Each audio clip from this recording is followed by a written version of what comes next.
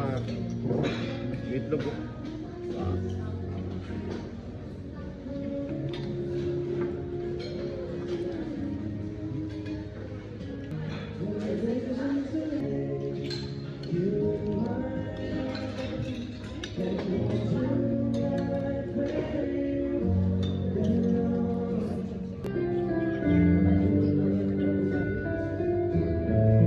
Parang ang dami.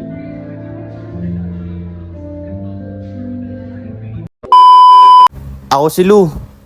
Tara, samahan niyo ako ngayong araw.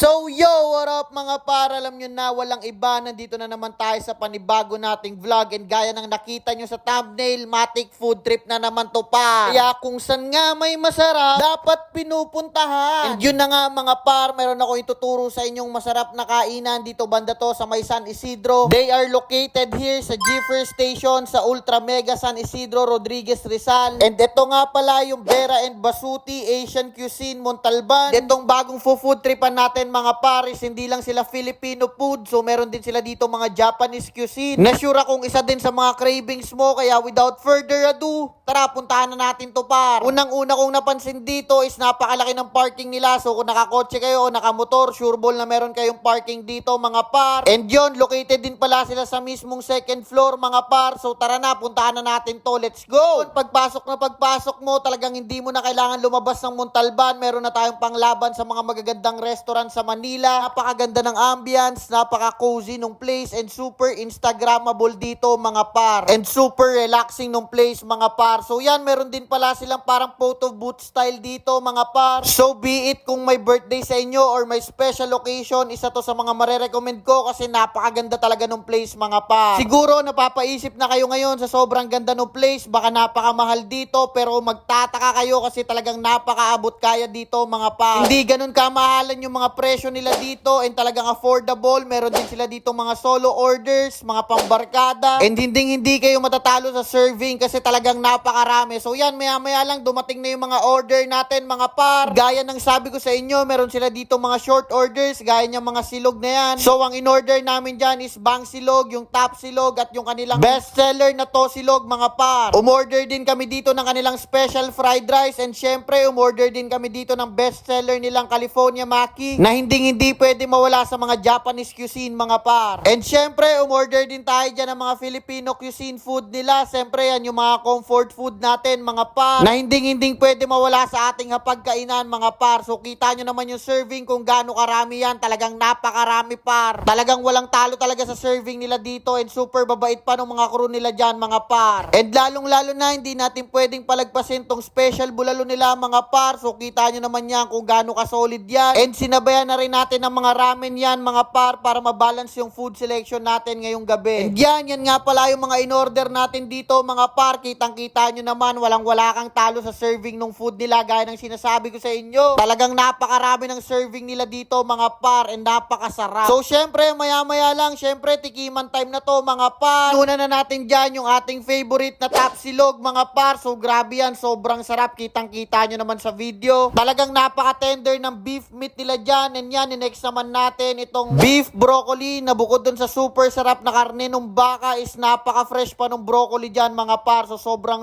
okay nito sa akin. And next natin dyan yung sweet and sour pork nila na super balanced nung lasa. Super okay din sa akin yan. Tinikman rin natin syempre itong beef steak nila na super balanced nung lasa. Talagang goods na goods din. And syempre, di natin pwedeng palagpasin tong bulalo nila mga par na talagang napakainit pag sinerve sa inyo. So napakasarap niyang higupin lalo na sa ngayong panahon na taglamig. Talagang bagay na bagay sa weather natin ngayon mga par. Sobrang the best nitong bulalo nila dito. And yan, personally kasi hindi ako fan ng Japanese cuisine. So yan, si Ate Beron tumikim ng kanilang California Maki. So as per her, super okay nito. Sobrang malasa rin talaga, kaya sobrang recommendable din yan par. And dito, syempre, tuloy-tuloy na tayo sa pagkain yan mga par. Kitang-kita nyo naman. And just to share with you guys, ang main attraction pala nung kanilang place is to cater gatherings and occasions. Kitang-kita nyo naman kung gaano gaano kaganda yung place nila. So for reservations, you can message their Facebook. Na ilalagay ko na lang din dito mga par para sure na sila yung